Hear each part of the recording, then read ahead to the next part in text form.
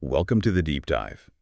Today we're going to really get into a major, pivotal moment in history. India gaining independence from British rule, August 15th, 1947. Yeah, a date that I think a lot of people know, but maybe don't fully grasp all the complexities and the buildup that went into that moment. Exactly, and that's what we're here to do, kind of give you a clear path through it so you Yeah. can really quickly grasp the key events and, really understand this turning point. Yeah, because it wasn't just like boom, independence. This was like the culmination of, well, nearly 200 years of British presence, right? Right, very sustained struggle with just fascinating leaders in different movements that all contributed. Absolutely. And we've got some really great historical accounts that detail the timeline and impact of this whole achievement. Okay. So, it wasn't a sudden thing. It was a buildup. Where do we really see the, initial stirrings of major change? Well, you can't talk about this without going back to the First War of Independence in 1857. It's sometimes called the Sepoy Mutiny or Yeah. the Revolt of 1857. Um, Right. And that one was suppressed in the end Right. by the Yeah. British. Yeah. But here's the thing. It was the first major uprising, like on that scale, against British rule in India. And that's huge. Even though it didn't succeed in the immediate sense, it exposed like the cracks, right, in their control. Oh, that's interesting. So even in failing, it planted a seed or something. Absolutely. I mean, it forced the British to kind of rethink things, to consolidate their power even more directly. And arguably, it also kind of ignited this greater sense of Indian nationalism, among the people. Right. Okay. That makes sense. And the spark for that was, if I remember right, it was something to do with the rifle cartridges? You got it. They Ah, introduced these new rifle cartridges, and the rumor was they were greased with cow and pig fat, and that obviously was a huge problem for both Hindu and Muslim sepoys. right. Religiously a major issue. A direct affront, absolutely. And that really sparked that widespread anger and, led to that revolt.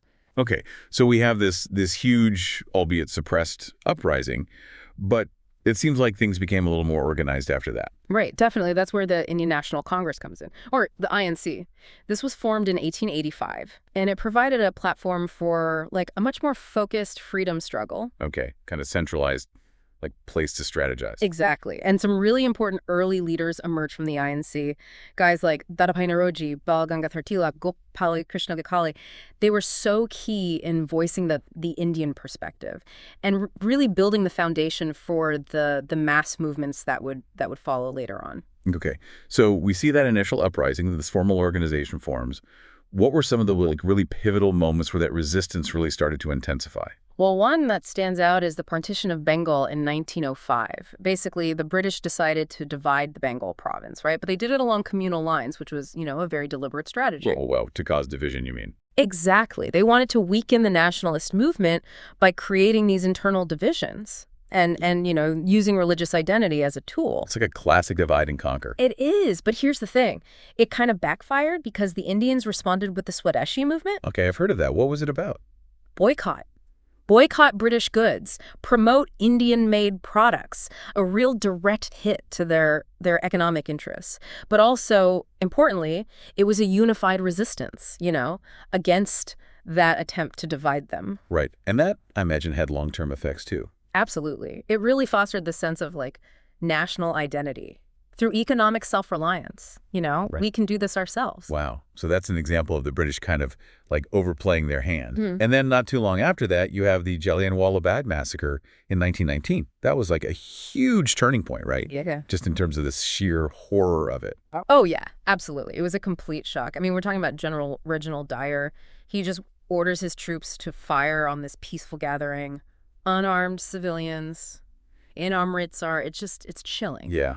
It's hard to even fathom. Over 1,000 people died, and it really just galvanized the independence movement in a way that I don't think anything else could have, because it just shattered any remaining illusions about, British justice. Right. It revealed the true face of the oppressor in a way that I think really woke a lot of people up. Totally. And the impact of that, it echoed for years and years. It really solidified that demand for complete independence. Nothing less would do. Okay. So you have this atrocity, and it's really in this period that Gandhi starts to rise as a leader, right, with his nonviolent resistance. Absolutely. The 1920s, that's when Mahatma Gandhi really takes center stage. And his whole philosophy of satyagraha, nonviolent resistance, it's a game changer. And his first big move, the non-cooperation movement. Right. Yeah.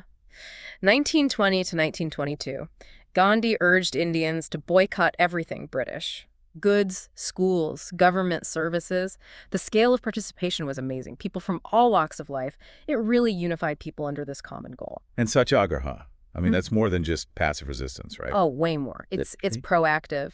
Gandhi was so committed to truth and nonviolence, he believed that, in the end, that would be the most powerful force. But this movement, it came to an end pretty abruptly, didn't it? It did, because of the Chara incident, where some protesters, sadly, they turned violent, attacked a police station. And Gandhi, he was so committed to nonviolence that he called the whole movement off. Wow.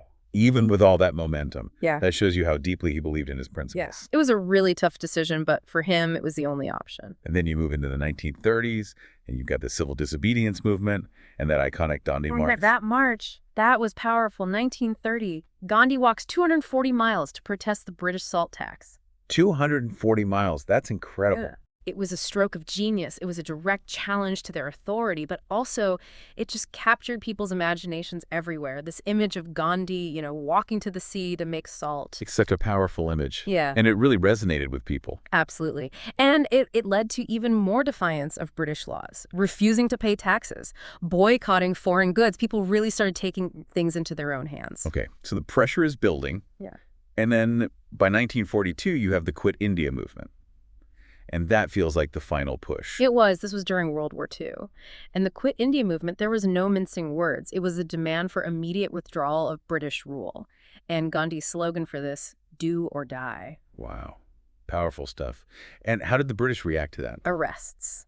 Key leaders, Gandhi, Nehru, Patel, they were all rounded up. But the movement, it didn't stop. Even with those leaders in prison, the people kept going. It shows you how deep that desire for freedom ran. So it's clear that India is going to get its independence. Mhm. But then there's this other side of the story, the partition. What were the main reasons behind that decision, that split?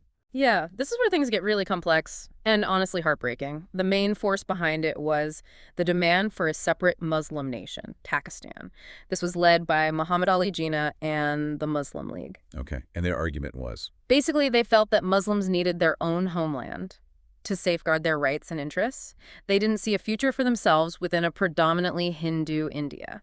So you have these two visions for the future that are just fundamentally different. And I guess that ultimately leads to the Mountbatten Plan. It does. June 3rd, 1947, that plan is announced. And it lays out the blueprint for the partition, the transfer of power. They even set the dates. Pakistan created August 14th, India independent on August 15th. Now, of course, the human cost of this was just enormous, right? Unimaginable. Mass killings, mass migrations, over 15 million people displaced, trying to cross these newly drawn borders, and just brutal communal violence in places like Punjab, Bengal, Delhi.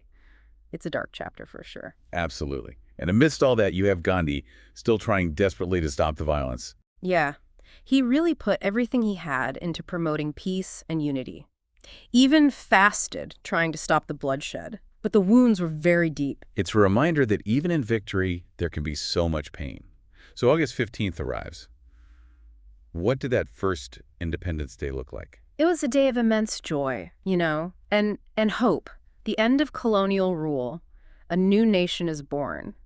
And at midnight, Jawaharlal Nehru, India's first prime minister, he gives this incredible speech, Tryst with Destiny.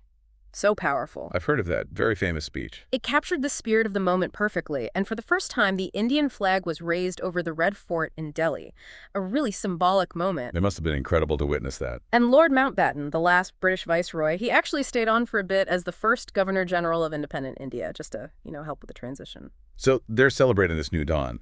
But obviously, there are huge challenges ahead. What were some of the biggest hurdles in those early years? Well, resettlement of all those millions of people displaced by the partition, that was a top priority. And then just forming a stable government. Yeah, figuring out how to actually run a country. Exactly. And Sardar Vallabhbhai Patel, he was crucial in bringing all those princely states, over 562 of them, into the Indian Union. An amazing feat of diplomacy and, political maneuvering. So uniting the country. Yeah. And then there's the Constitution. Right, yeah. That's Dr. B.R. Ambedkar. He leads that effort. And in 1950, the Constitution of India is adopted. It's the bedrock of their democracy. Okay, huge accomplishments. But also, this is when Gandhi is assassinated. Right. Tragically, yes. January 30th, 1948, Natharan Godse assassinates Gandhi.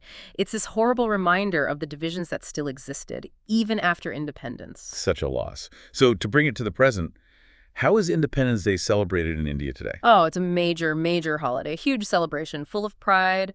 The prime minister raises the flag at the Red Fort, gives a speech. There are parades, cultural programs that showcase India's diversity, lots of patriotic songs. A real celebration of what they achieved. Absolutely. And it's a way to remember those who fought for their freedom and to, reaffirm the values of the nation. Well, this has been quite a journey.